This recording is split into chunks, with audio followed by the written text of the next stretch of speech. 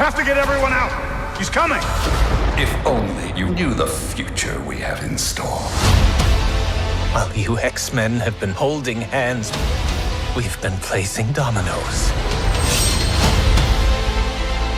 Think there's really gonna be a war? We shall not live our days wondering if we could have saved more. We face this as we always have. Together.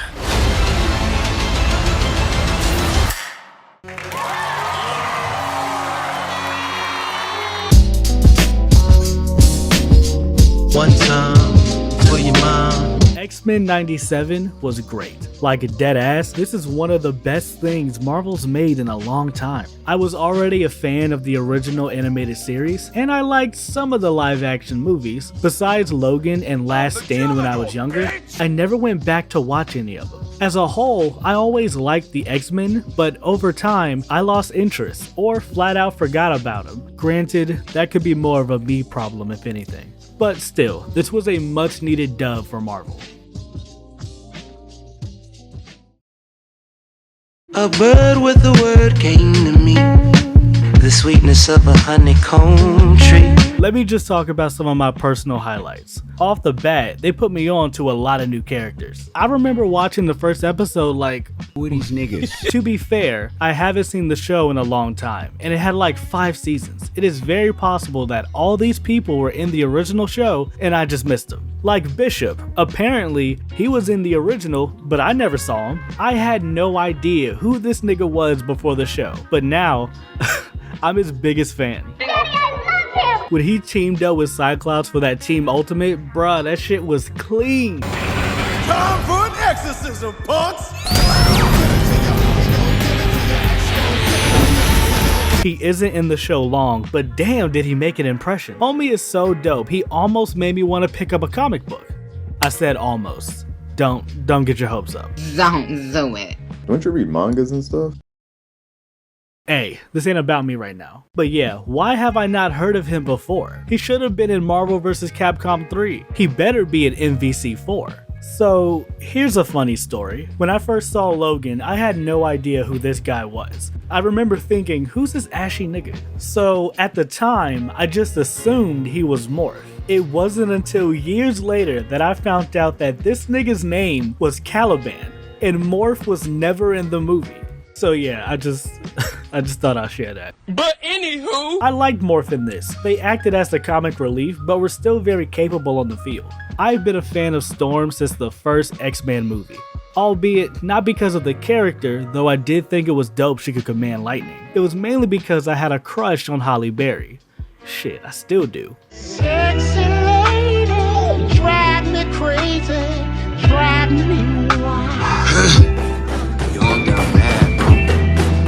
Not gonna lie, you niggas had me hot in the first half. Taking her out when it was just getting good, this is kind of on brand in a way. It might have just been me, but I always felt in the original show Storm was always taken out first. In hindsight, it could have been just coincidence, or because of the fact she's one of the strongest mutants alive, but I didn't know that as a kid, so it pissed me off. She eventually comes back. I love the black fit.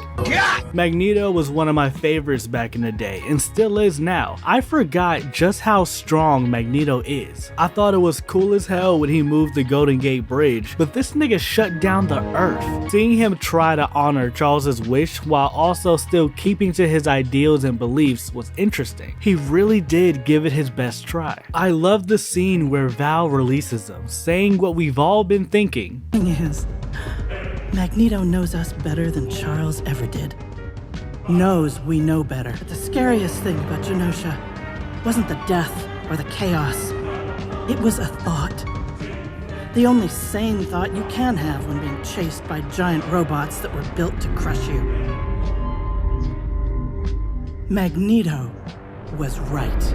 Look, I'm Team Magneto. Every time I played the Last Stand DVD, I chose Brotherhood every time. And after all that happened, I doubled down on that choice. Humans gotta pay.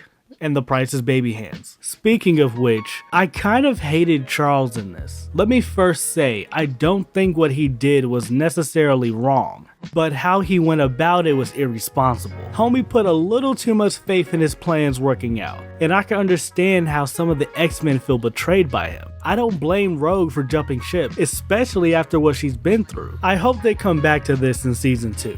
Let me take a second to talk about the nigga Bastion real quick. He was a great villain in this, acting as the antithesis of the X-Men.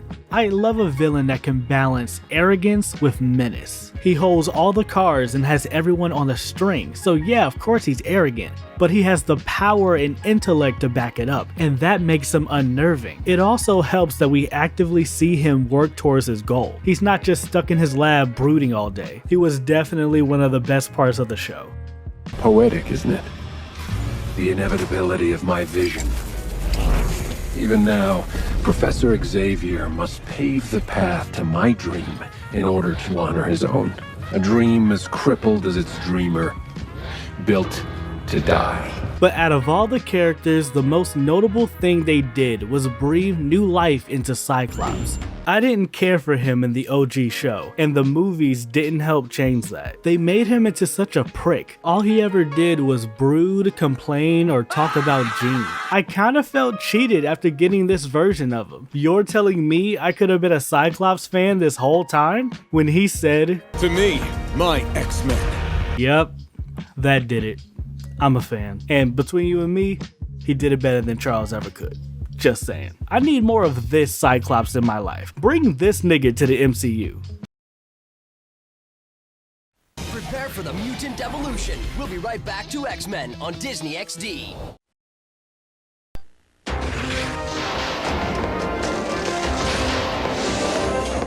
And now, X-Men.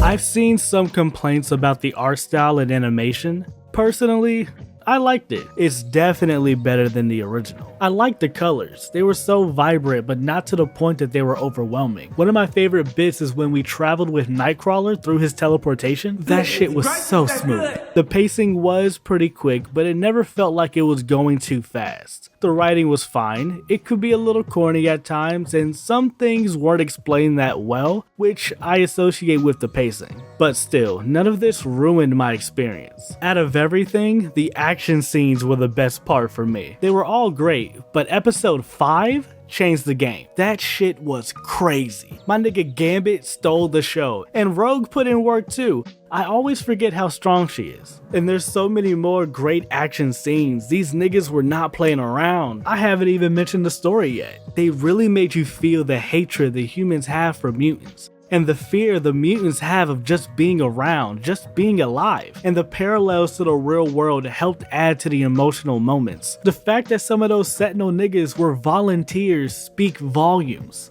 I would argue this is the best they've ever done tackling this subject. I know some people will cry woke, but as a black man who is also a ghost, I felt this shit. That really hits me where I live. Get ready for the time of your life. Get the mutants! It's awesome, explosive X-Men excitement on Fox. I'll destroy all the X-Men. You've got to see it to believe it. You're mine. So watch X-Men Excitement Explode this Saturday morning on Fox. Begin the mutants' domination. Now back to X-Men on Disney XD.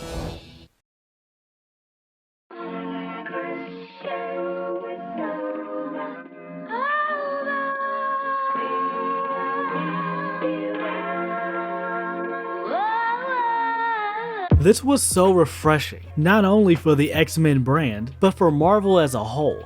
I cannot tell you how disappointed I've been over the past few years. They used to drop classics after classics after classics, and now they drop nothing but trash shit after trash shit after trash shit. I've completely checked out of the movies. The last one I saw was Guardians 3, and I saw that on Disney+.